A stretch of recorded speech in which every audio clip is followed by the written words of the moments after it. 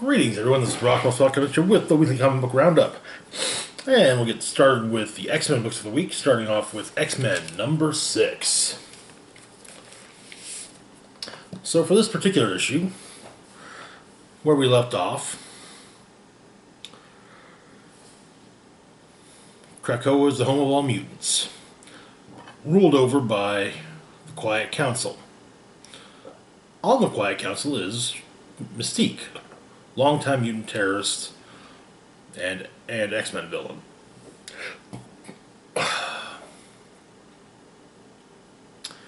She joined the council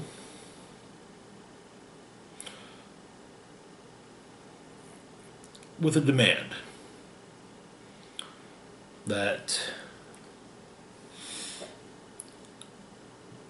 Destiny, her late wife, a precog who ordered Moira McTaggart set on fire during her Moira's third lifetime for attempting to cure mutant gene. Which, hey, I can't really standing. I can't really say that was a bad thing to do, but.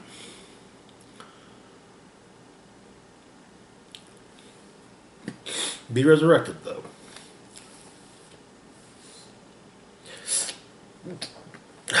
Excuse me. Anyway. And of course, Magneto and Charles told Moira this. Moira made it very clear she did not, that Destiny would not be resurrected. And Magneto and Charles agreed, saying, yeah, we'll continually put her off. Also, early during House of X, or during the House of X Powers of 10 run, Mystique was part of a team sent to the Orcus Forge. The idea being that they deactivate the mother mold in orbit that the Forge was built around, and prevent the rise of Nimrod.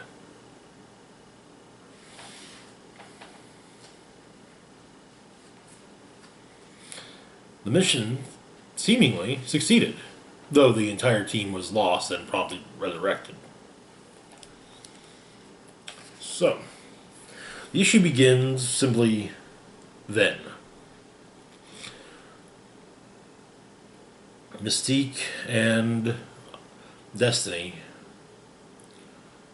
sitting and watching sunset. Well, Destiny simply sitting there. She was blind after all. Mystique actually watching the sunset. However, there's something that Destiny wants to tell her. It's not going to sound believable, but she promises it's all true. Every word of it. Cut to now. Turns out that while the mother mold may be lost, Orcus is still working. They have a watchtower on Venus.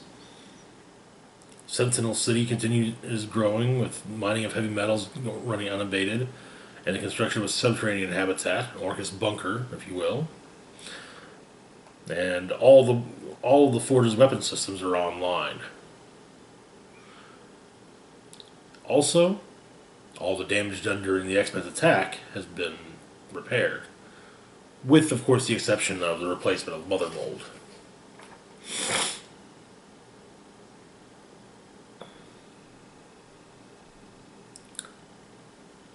As Dr. Mars is working on something, with also present is Omega Sentinel. One of the various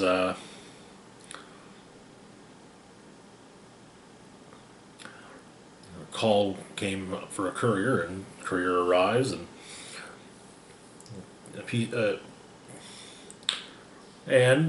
the fruits of Dr. Mars' labor, Director Mars' labors, are given to the courier, and with the instructions to take them to Dr. Gregor. courier does so. Dr. Gregor is working on something, though. Oh, Director Devo, not Director Mars, Director Devo. Oops.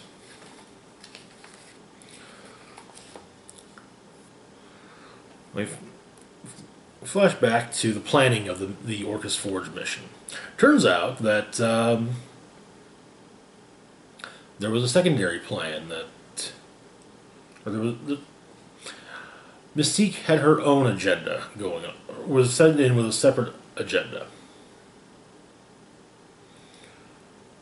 As there's a biome aboard the Orcus Forge.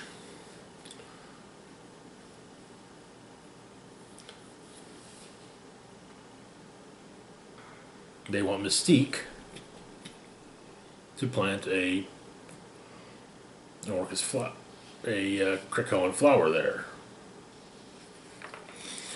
And so, cut to the mission where she does exactly that. Arriving, she turns into an AIM scientist, plants the seed, makes her way to Dr. Gregor, and is promptly shot out the airlock.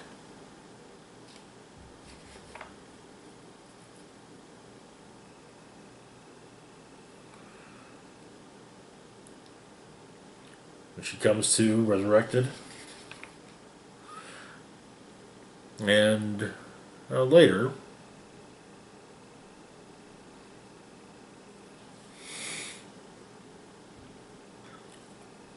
Mystique is asked to make sure that the portal works.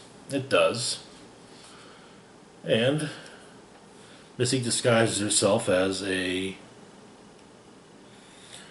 courier.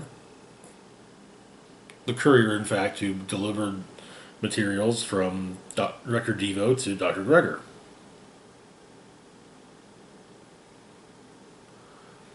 And she gets Mystique now has an idea of what it is Gregor's working on. Nimrod. So she returns, explains that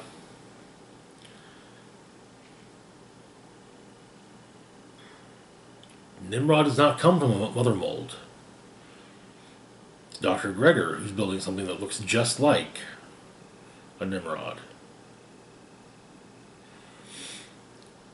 She's asked by Magneto why she didn't just, take care of it. Though Mystique coyly responds with, "Haven't you heard? We have laws." Though Magneto does say quite clearly that, if a human is building a Sentinel, that kind of is, that's like, okay, this is justifiable homicide. And to be fair, yeah, sorry, it is.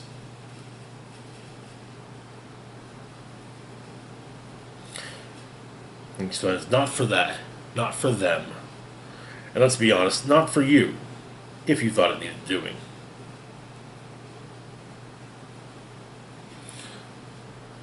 And she explains that she didn't take care of it because Eric and Charles needed to know, and now they do. Though Xavier explains that there's more than that. And Missy responds, she's been helpful, cooperative, as much as it's not in her nature, she has done her part. And she's not doing anything more until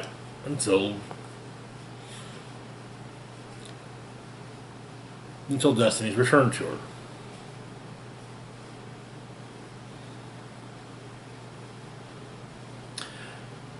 Charles tells her that, the years of stabbing her own kind in the back just to get what she wants, they really can't trust. They don't think they can truly trust her. Responds with that she wants her wife back. Charles explains that she will return when Mystique has earned it.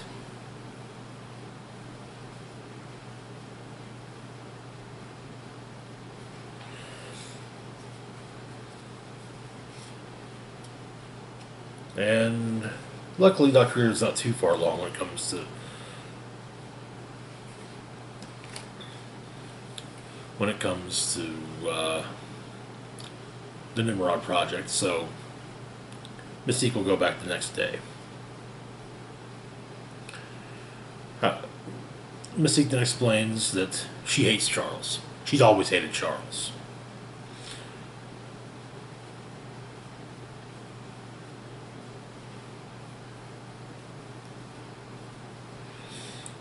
Xavier explains that, however, that he's growing numb to being hated and or feared. Not because it doesn't bother him, but because all of this is bigger than how they feel. It's bigger than him, and bigger than Mystique. And so Mystique goes to a portion of Krakoa known as the Oracle. Winding staircase. And we learn what it is that Destiny told her all those years ago. What I'm about to tell you isn't going to sound believable, but I promise it's all true. I want you to listen carefully, every word of it. Years from now, long after I'm gone, long after I've left a broken you and this broken world behind, something is going to happen that will sound too good to your cynical ears. There will be an island, not the first, but the last. This place will seem to be hope for our kind. They will invite you in, lift you up, and then deny you the one thing you want. Or they will promise it to you, but they'll do everything they can not to honor their word because they're afraid. They want us blind for some reason, but you and I, my dear, were born to see. And when those days come, remember these words: bring me back.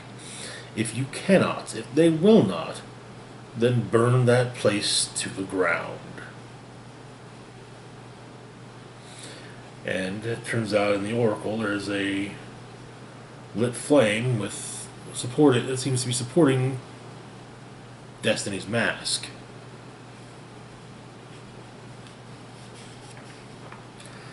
And that's where the issue ends.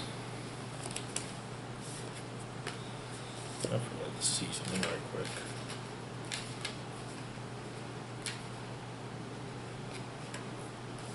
Okay. Moving on to Excalibur number 7. Where we left off with Excalibur, well,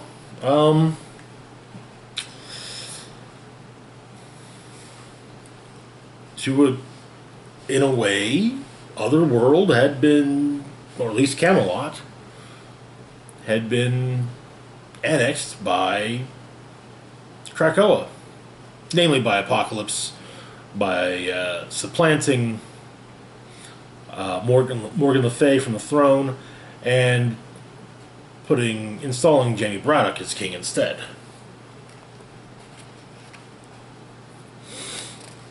Also note the fact that while in Otherworld,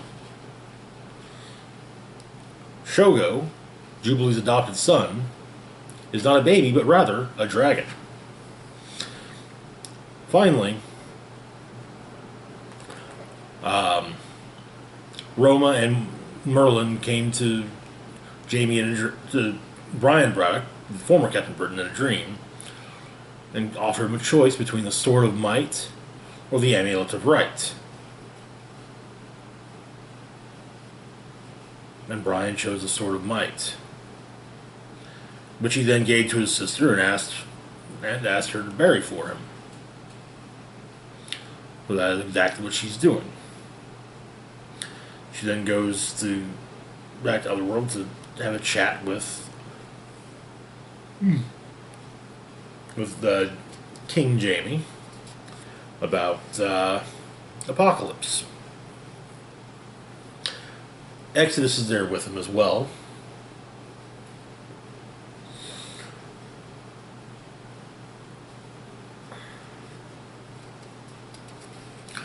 But Apocalypse is basically coalescing his grimoire, putting various notes which Exodus had. He's basically putting it together, to be read.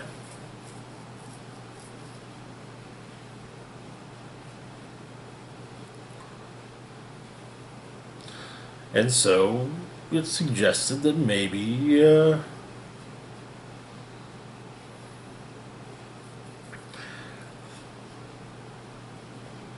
perhaps the good captain might bring Apocalypse some werewolves.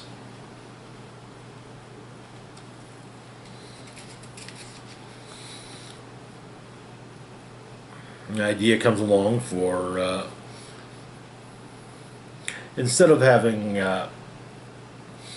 however, it turns out that Shogo is quite content to not leave Otherworld. Shogo likes being a dragon, and hey, who can blame him?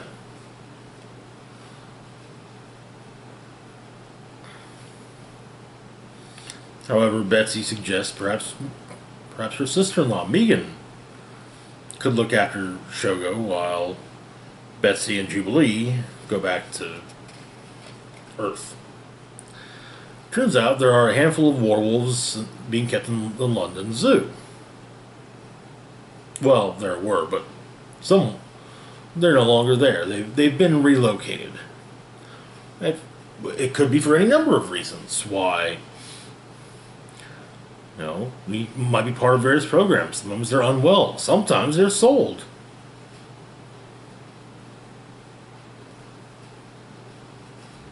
Turns out they were sold to a young man named Cullen Bloodstone, a former student of the Braddock Academy. Well, he wanted to have a werewolf hunt. And so Excalibur gets invited along. The hunt has started. Well, Gambit's not happy about the fact that, once again, Excalibur is doing the bidding of Apocalypse. So they split up. Gambit finds a young girl who's actually a werewolf in disguise.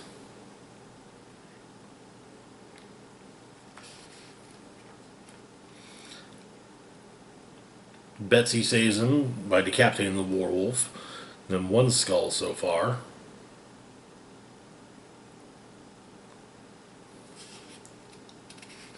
Rogue goes after another one, draining it, and then leaving the skull. Cullen, however, well, he's decided to change things up. And so there's the magical flora is now attacks Jubilee, and Cullen, with his inner monster a bit more on the outside this time, decides that there's a new rule. The mutants can hunt the werewolves. In fact, they're Cullen's guess. They can have the werewolves. However, Cullen and his inner monster, well, they're here to hunt mutants. And that is where the issue ends.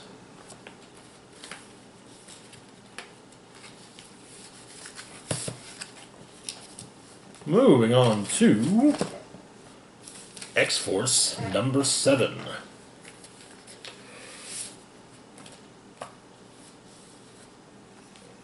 The important things to keep in mind with X-Force and X-Force Blades.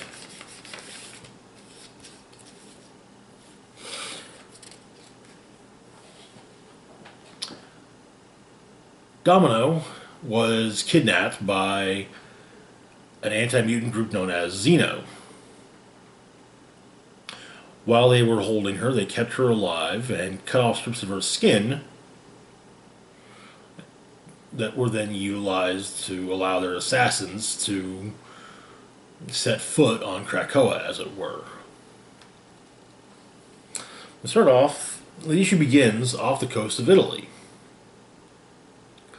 A businessman from a treaty nation who helped with negotiations and invested heavily in X-Corp has been assassinated. The rifle was stationed nearly a mile away.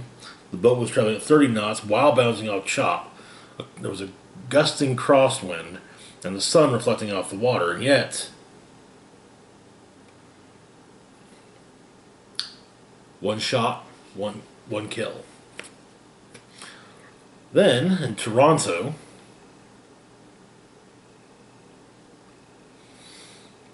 a reporter who wrote, a prominent journalist who published several pro-mutant editorials, was killed while ordering a pizza. The bullet went through the delivery man, through the pizza, through a window, through the delivery man, through a pizza, and through the heart of the target. The lucky shot was made even luckier by the jackhammer biting the pavement outside. Another one happened in Tokyo. Just the right timing. A Japanese politician who loudly advocated for a treaty with the treaty with Krakoa had to stop over a specific manhole cover.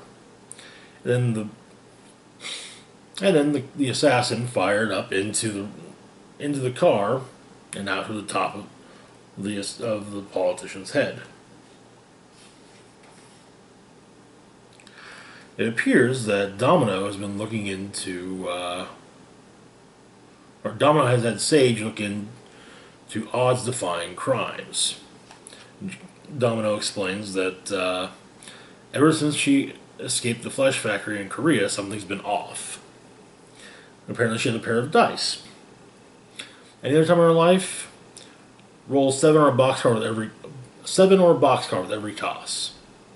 These days, all that's come up are snake eyes. Apparently she's lost her luck. And it has to have gone somewhere. Apparently she understandably still has nightmares about what happened to her in Korea.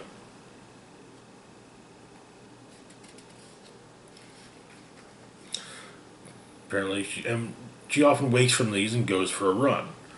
Well, just so happens on one of these runs, she comes upon Colossus, who has since healed from his injuries in Russia.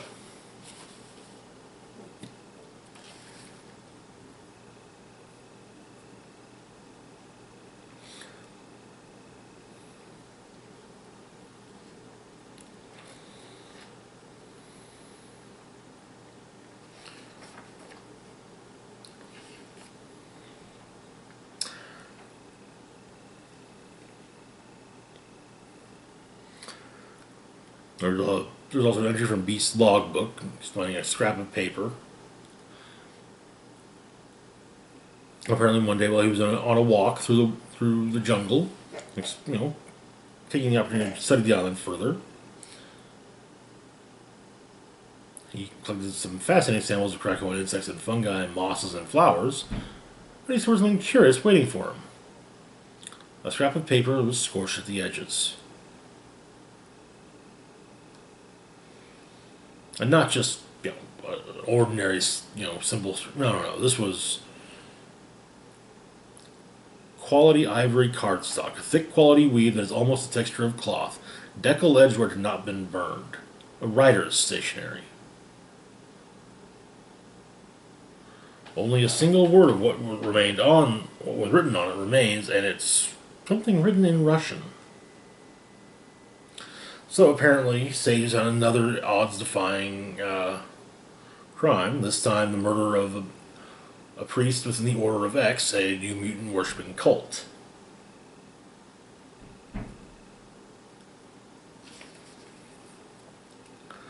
And so, they start to look. Okay, what's near where the priest was killed, and has someone pro-mutant who's going to be there.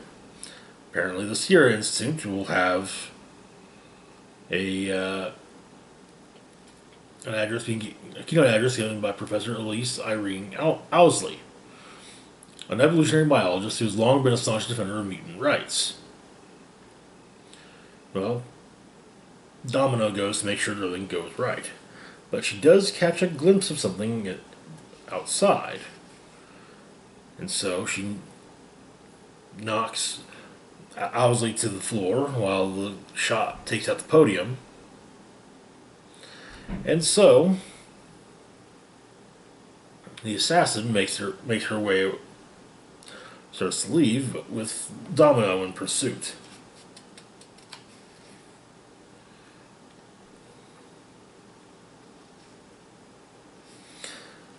only to for the assassins to run into a casino. And there are a lot of people in black bodysuits with white cloaks. However, one such person walks by an older lady at a slot machine, basically, and hits the button for it. Comes up with three sevens. Well, the person who pushed the button walks away, and it turns to be an inverted version of Domino.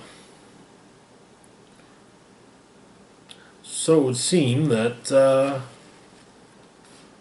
Domino was cloned by none other than by Zeno, who are of course using the clone to their own for their own desire for their own desires. That's this week's X books. Moving on to this week's Spider-Man book titles. We got Symbiote Spider-Man Alien Reality #3. Where we left off, Spider-Man has found himself in a strange world. The Black Widow is now the Red is now the Black Cat. The Hobgoblin is the apprentice of the Sorcerer Supreme. And Doctor Strange is basically a beggar, going to visit his family. He's going to visit his Aunt May. Spider-Man, Peter Parker is attacked by Hobgoblin. The house explodes, and May is killed, with Uncle Ben still alive in this reality, cursing Spider-Man. It's at that time that Black Cat shows up, as does Doctor Strange, and it's decided that Strange will teach Spider-Man how to use magic. So we begin in the Sanctum Sanctorum with Hobgoblin trying to find out where Spider-Man could be. Wong suggests that maybe Hobgoblin's underestimated Doctor Strange. After all, there's someone that's warded against Hobgoblin. Antarctica, at Camartage. It's where Strange was taught the mystic arts. The group is promptly attacked by bats, however, bats led by Morbius, the living vampire, who wants to drink Spider-Man's blood because it does kind of help him. But it also helps Spider-Man, so, you know. So they go into Camartage and basically explained that time moves differently in Camartage than in the real world.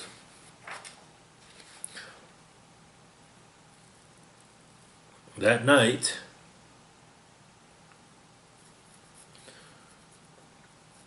Spider-Man faces off with Morbius and seemingly kills him.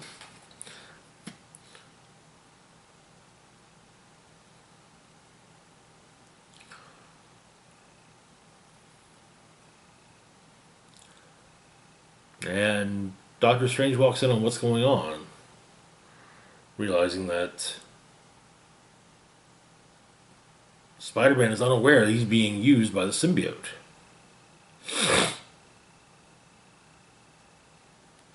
He explains that he will be teaching Spider-Man defensive magics.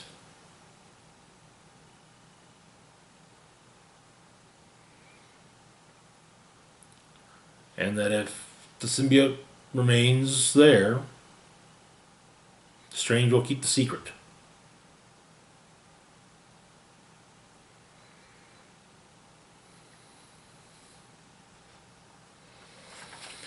Also, it would take far too long to train Spider-Man when it comes to or anything offensive. So,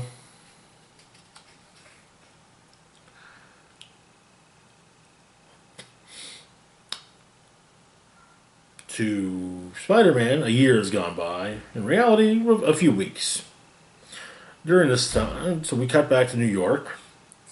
Dr. Octopus is robbing a bank. Spider-Man uses his magics to stop, basically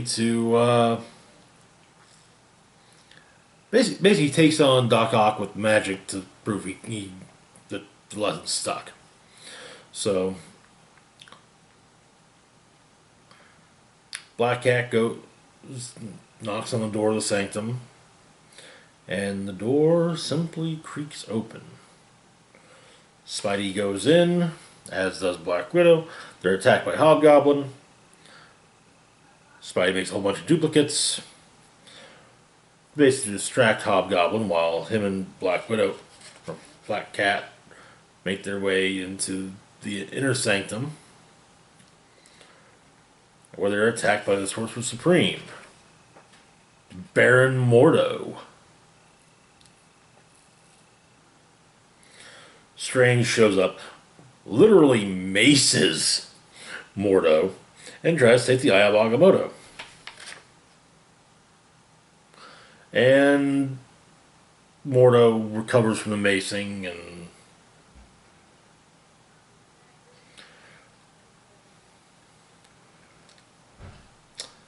it appears our intrepid heroes have been betrayed by the Black Cat herself. And that is where the issue ends.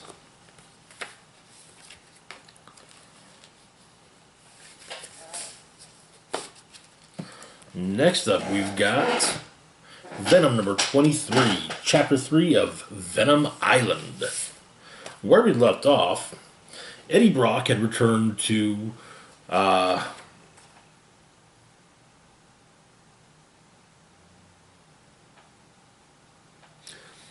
a deserted island he once stayed on after thinking he had killed Spider-Man. Partially because he wants to try and separate the bit of Carnage's symbiote from his own symbiote.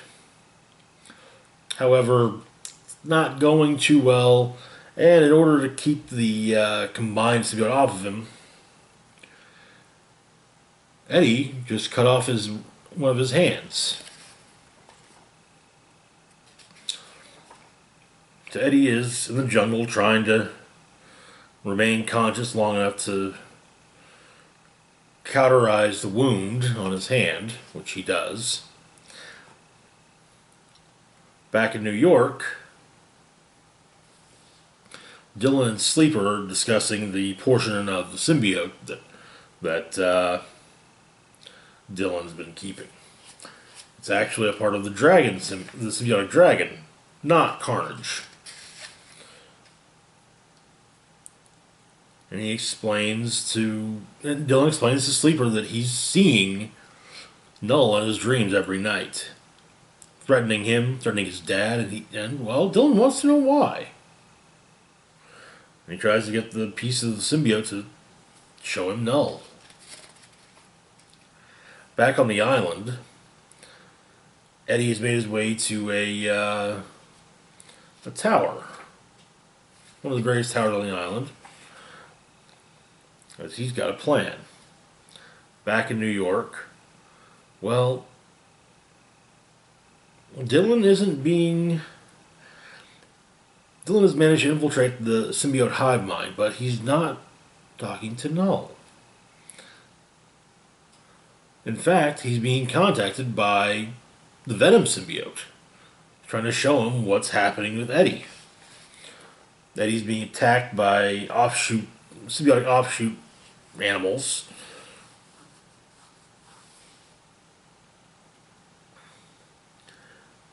The Carnage symbiote figures, what were you do? Call the Avengers to help you?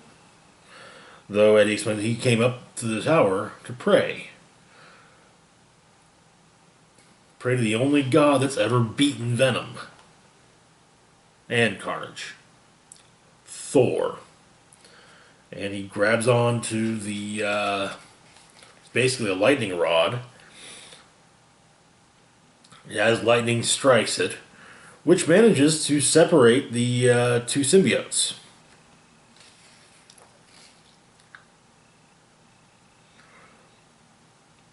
Venom, and so Eddie's trying to get back to Venom, but Carnage is also wanting to take over. And then Eddie passes out. When he comes to on a military chopper with Cap explaining that his wounds are being tended to. Eddie, we gotta go back so he can get his other. Cap says, yeah, that's not an option. As the island is turned into a mushroom cloud. And that is where the issue ends. Well, that's not the end of Venom Island, is it? I'm moving on to Spider-Man, The Black Cat Strikes, number 2. Where we left off, turns out that Felicia Hardy, the Black Cat, is stealing a bunch of thumb drives for crime boss Hammerhead. And she explains to Spider-Man that it's because Hammerhead has her son. And if she doesn't get him the thumb drives, well, Hammerhead's going to kill him. We also saw the first meetings of Spidey and the Black Cat, which happened shortly after Spidey and Mary Jane split up. And well, Black Cat was immediately smitten with them, and well, yeah. So we start in we start off in Felicia Hardy's apartment years ago. After the two of them, well, you know. Also, it meant that, well, she now knows Black Cat now knows exactly who he is under the mask. And Peter gets to look at her place and realizes that she definitely stole all of it. But he can't do that. He can't just let her have all this stuff. And so he says that, she returns all of the stuff, the stolen stuff in her apartment in a day. Or she's going to turn him in, or turn her in, or he's going to turn her in there. Well, now he's chasing her, and she's done some looking into Hammerhead. Turns out that the thumb drives are part of an agreement from the families to have a joint accounting database in order to keep the peace. All the assets in one place require all 5 data drives to access it. So Hammerhead is getting the drives so that he can steal the assets from the other families.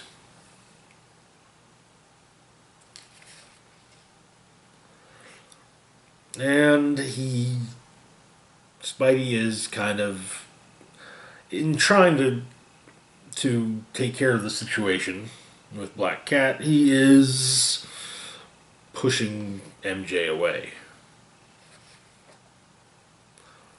We get cut back to years ago.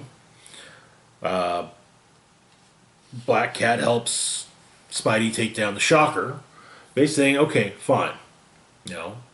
Teach me how to be a good guy. Teach me your way. Well, her first foray out, she didn't hurt anyone, but she did shoot a place up kind of randomly. She got guns from the bad guys, and yeah. they beat Electro, and then she tried to. And Spidey said, we're not doing this. We don't do this for the fame. We do it because it's right. Which is, fame's a nice fringe benefit. And she realizes then that Spidey's way is kind of lame. Anyways, so he catches up to her in the subway now. Mainly wanting to know, okay, is your son, wanting to know if her son is also, his son.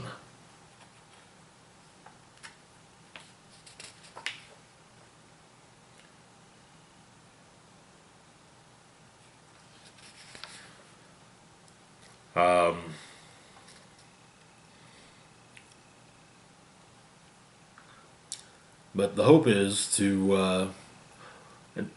Spider-Man has a little plan, somewhat. Have Black Cat stall Hammerhead. That buys him a few days to find Black Cat's son. Same time, MJ's gotten a file from a contact of hers on Hammerhead. It's, yeah.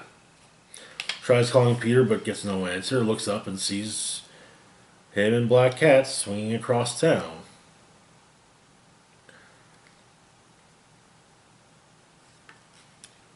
And there's a bit of jealousy there. It's totally understandable. That's where the issue ends. And that's it for this portion of the roundup. As always, feel free to like, share, subscribe. Links to my Facebook, Twitter, Patreon, and PayPal can be found in the description box down below. This is Rock and Roll Spock signing off, saying live long and rock hard.